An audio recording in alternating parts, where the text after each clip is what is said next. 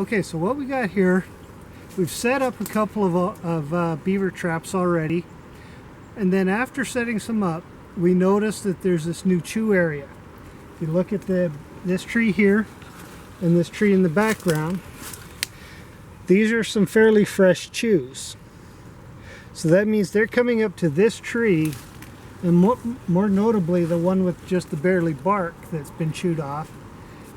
That's their new trees that they're going after. So we found this tree here, and we have set number 4 Bridger long spring foothold at the bottom of this tree. The reason being is because they're going to come around here onto this side of the tree to start feeding. If you notice, the pan is kind of towards the back a little bit so that they can come up and just stand right on that pan to start feeding. They're going to come to this tree. I've cut a couple of notches out of it to make that fresh scent for them to think that somebody else is coming in and eating on their tree. They're going to come up to defend their territory, and then they're going to come up and start eating.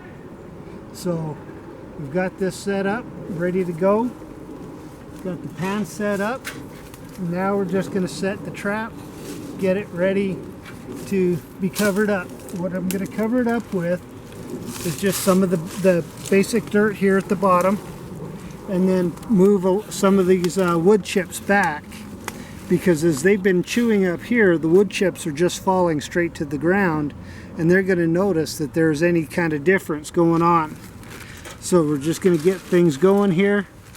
We've got our coffee filter ready to cover up the pan.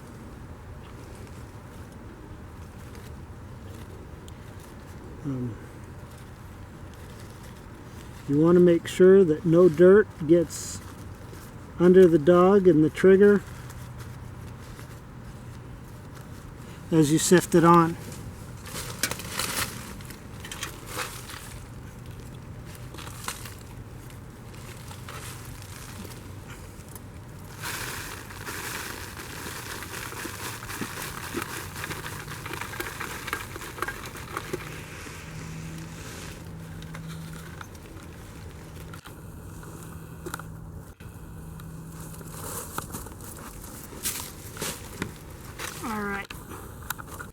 So as you can see, I'm not actually discarding these wood chips.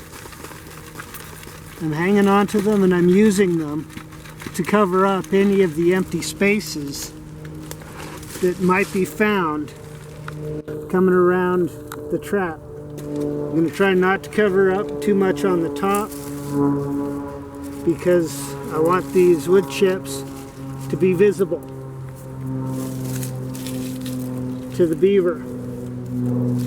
This is something that they're used to. This is something that they know, something that they've caused. So we'll just bring these wood chips back up and around.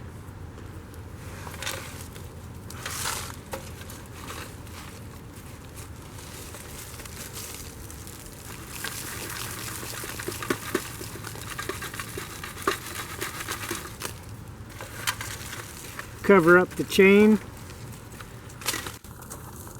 so that there's no metal visible.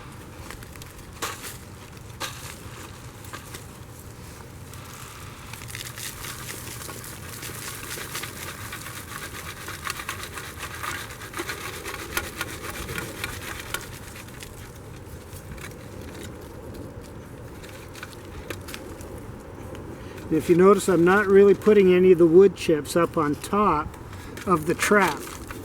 I'm putting them around the edges of the jaws of the trap so that we do not cause any kind of a misfire or lack of fire on the jaws when the beaver steps on the pan. Okay, I'm just going to flatten this out all over the pan. As you can see, it's not really visible. And cover up these areas with the bark.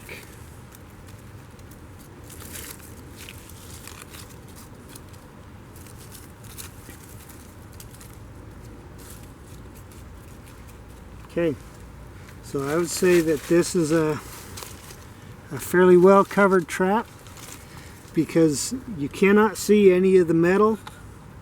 The natural setting of this is maintained. Now the only thing that you can do other than what you've done here is carve some more chips out of the tree. Those fresh carving chips will make it so that that beaver has its defensive mechanism set in. So he's going to come up and defend his food area. So as we make it look like there's been more taken out, something else is coming up here eating. This is what is going to be the lure to bring the beaver up into this area besides his food drive.